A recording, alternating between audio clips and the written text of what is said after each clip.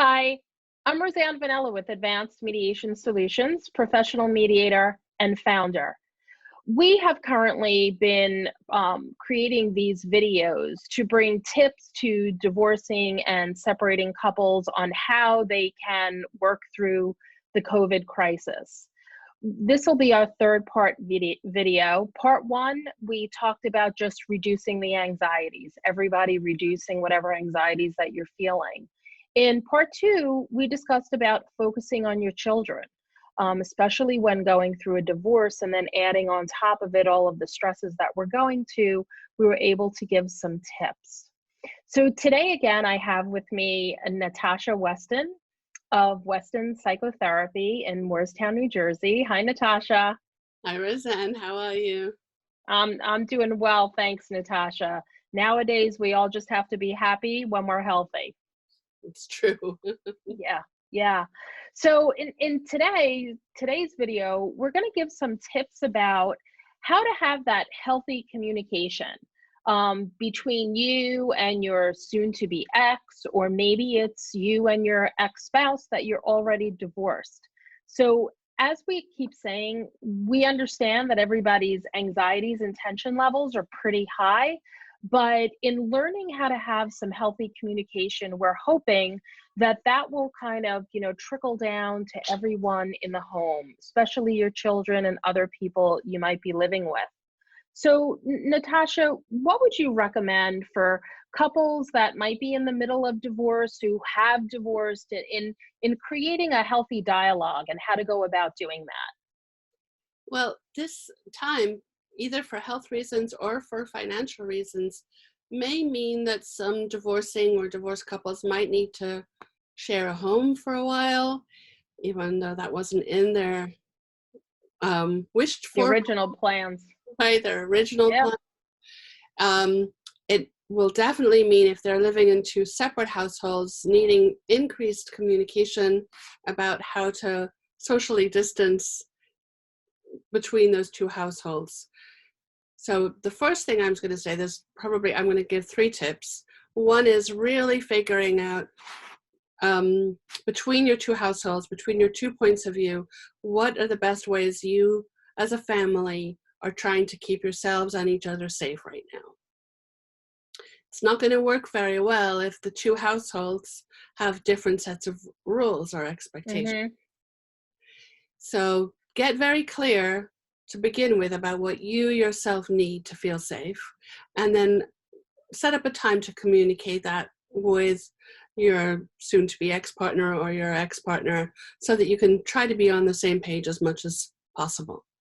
The second one is there's going to be more conflict, and couples that came into this in conflict are going to have increased conflict. It's just the way it is right now.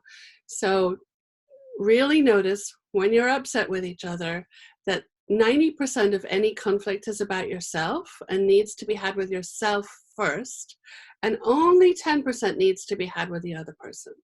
So the next tip is really about communicating with yourself, figuring out what's really bothering you, figuring out where it's coming from, and figuring out what is the 10% that I actually need to communicate to the other one, and what's the 90% that I need to journal about, vent in my car about, talk to my therapist about, anything except needing to talk to the other about. The last one would be assertiveness skills. So when you get to that 10%, figuring out how to say what you need to say in as effective a way as possible.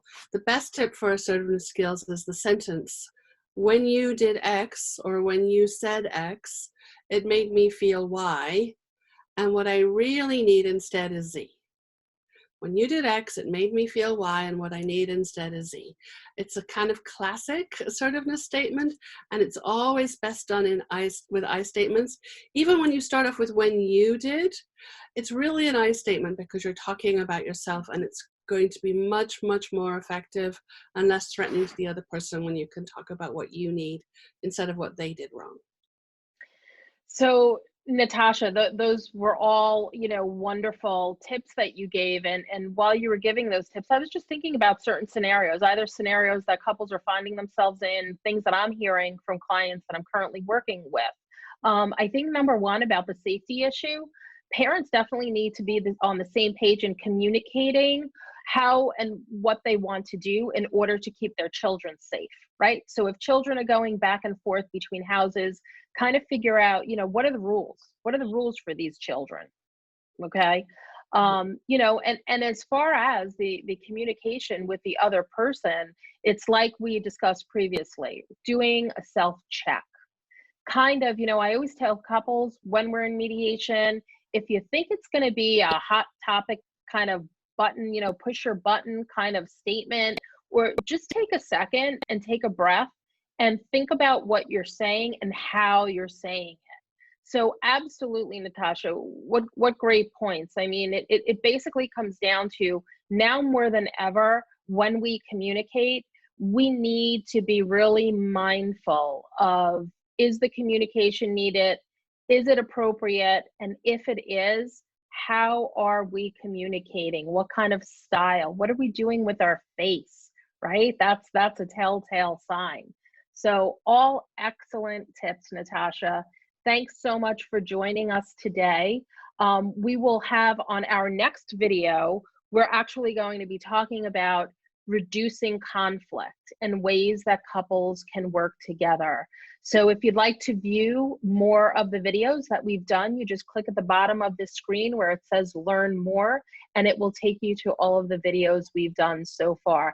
Natasha, you stay healthy, stay safe, and also take some time to relax, because I know you have a heavy workload right now. Likewise. So great to see you again. Bye-bye.